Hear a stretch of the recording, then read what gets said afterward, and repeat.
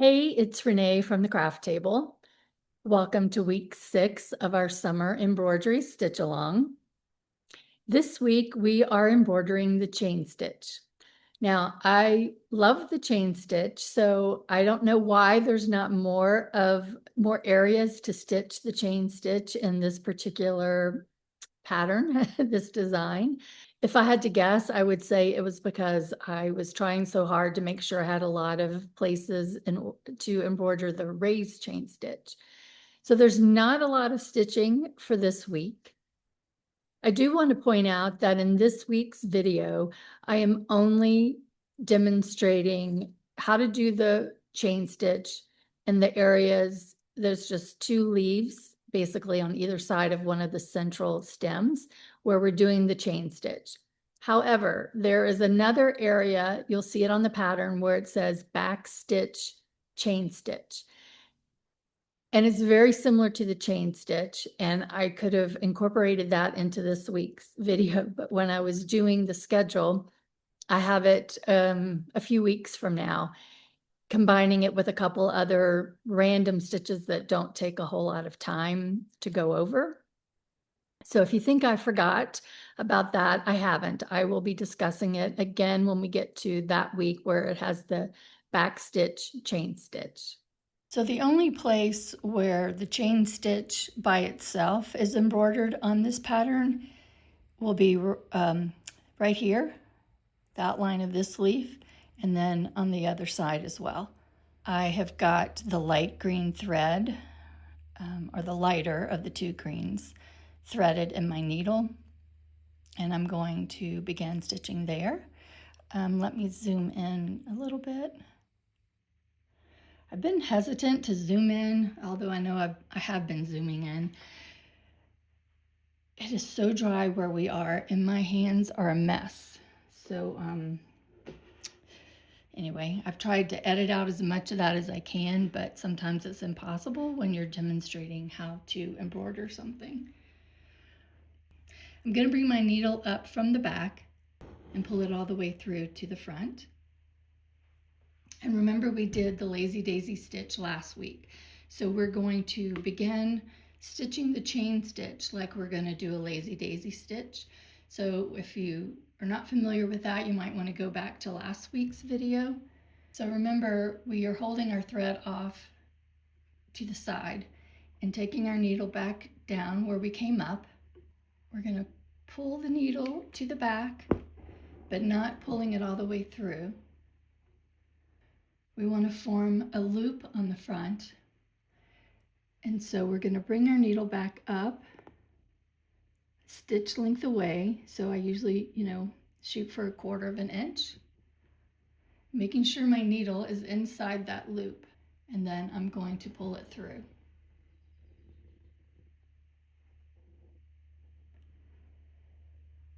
Now, if we were just doing a single lazy daisy stitch, we would end it right now by taking a straight stitch over, taking a straight stitch straight to the back.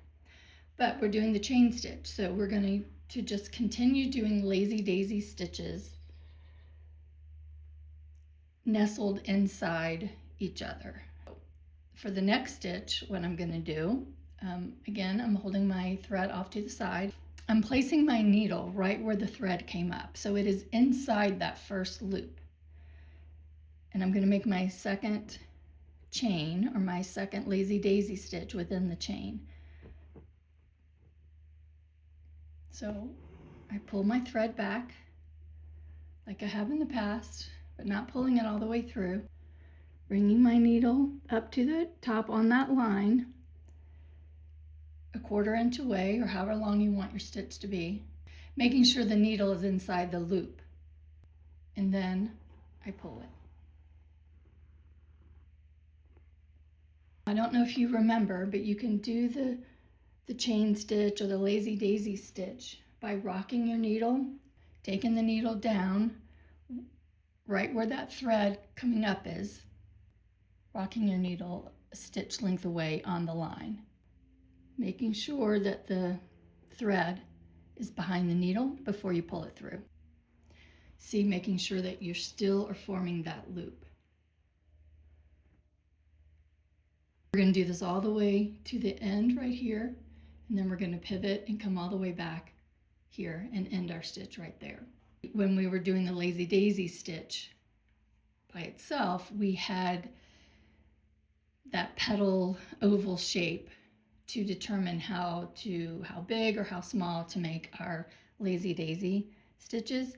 Here, because we're doing a chain along a line, but you just want to try and aim for consistency in the shape of your loops. And I try and aim for about a 1/4 inch each time I make a stitch.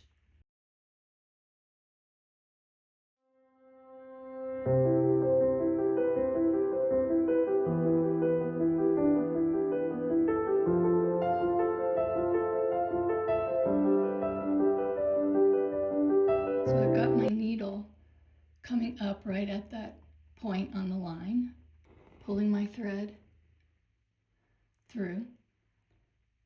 Now I can decide to end my stitch right here by doing a straight stitch and then starting again right next to it going in this direction. Or I can kind of do a curve by putting my needle down where I came up like I do with every stitch. Just go ahead and bring my needle a 1/4 inch away, but now I'll be going in this direction and pulling my needle through like that.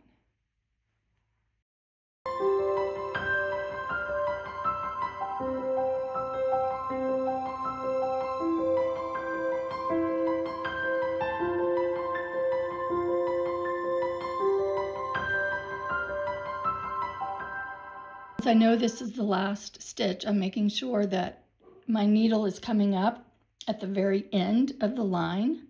Then I'm pulling it through, and then I'm going to take a straight stitch to the back over the loop and sort of burying it in that stem stitch and then pulling it through to the back. Now you can see I'm super close to the next leaf, so I really don't need to end my stitch or anything. I can just come right up, right on the line.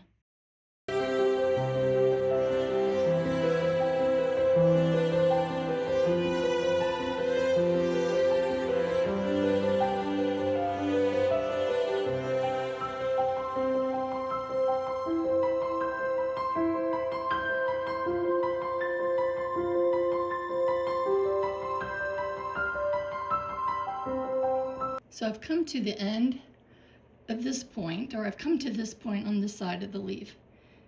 So what I'm going to show you, since I showed you just turning the curve last time, I'll show you how I sometimes will just end my stitch right here, just by taking my needle to the back like I'm completely done stitching. So now my needle's all the way to the back, I've pulled it straight through, and I need to start doing this part of the curve. I'm just turning this so it's easier for me to stitch in this direction. I'm going to place my needle inside that chain as close to the end as I can, pulling it through, and then doing my lazy daisy stitch. I'm taking my needle down right where right where I came up, just like I would normally, and I'm going to continue on with my chain.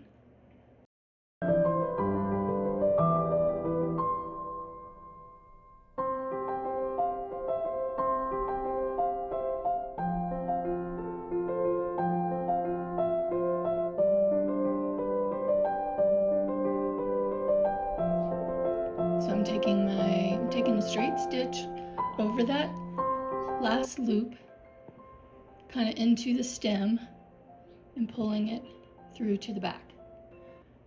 And there you have the chain stitch. So without taking the fabric out of the hoop or taking the hoop out of the stand, this is where we are after this week. After embroidering the chain stitch, you'll notice that your panel's not going to be that much different than last week. because as I said, there's not a lot of places where we're doing the chain stitch in this design. And I probably went over the stitch rather quickly. And I've also had some suggestions that I show some other stitching that I've been doing besides just the pattern that we're working on. And I might try and do that in a couple of videos coming up. I didn't bring a lot of embroidery with me to Montana besides the stitch along. I'm doing a slow stitch scroll. I'm not sure if you're familiar with that, but I am working on that. But but that's kind of the only other embroidery project I brought with me. I brought a lot of English paper piecing, a lot of English paper piecing with me, actually. That's mainly what I've been working on this summer if I haven't been doing the stitch along, as well as experimenting with some cyanotype. So who knows, if I get adventurous, I might do some videoing on that and just do an extra video that has nothing to do with the stitch along over the summer. Usually in the summer, I just stick to the stitch along because I figure everyone has gotten enough of me once a week for that. But getting back to embroidering and other examples of where I would use the chain stitch, what I would recommend doing, if you go to the main YouTube channel page and you click on the playlist button, you'll see playlists for the 2024 stitch along and the 2025 stitch along. And if you want to look at some of the videos during those stitch alongs, you'll see some more examples of the chain stitch. You'll see more examples of a whole bunch of stitches, but definitely the chain stitch. And I highly recommend, if you're interested in seeing more of the chain stitch, the 2024 stitch along. I think I did a lot of chain stitching there. I think that covers everything that I needed to say about this week's video and how we're doing on our stitch along so far.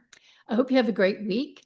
Next week, we're doing French knots, so there will be a lot of stitching. I'm pretty sure I added French knots to a whole lot of places in the pattern. So that may make up for this week not having a whole lot of homework. So I look forward to seeing you next week. And in the meantime, happy stitching.